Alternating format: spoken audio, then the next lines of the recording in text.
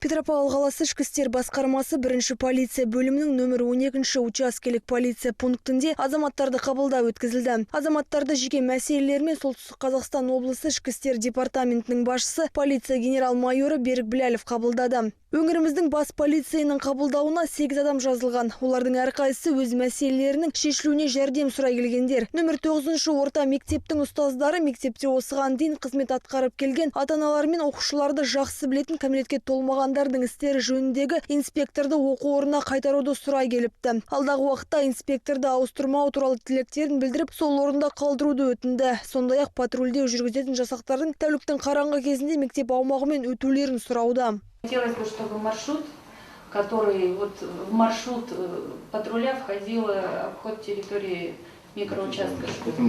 Но просто территория большая, и одному сторожу или камеры не охватывает. Хорошо, спасибо большое.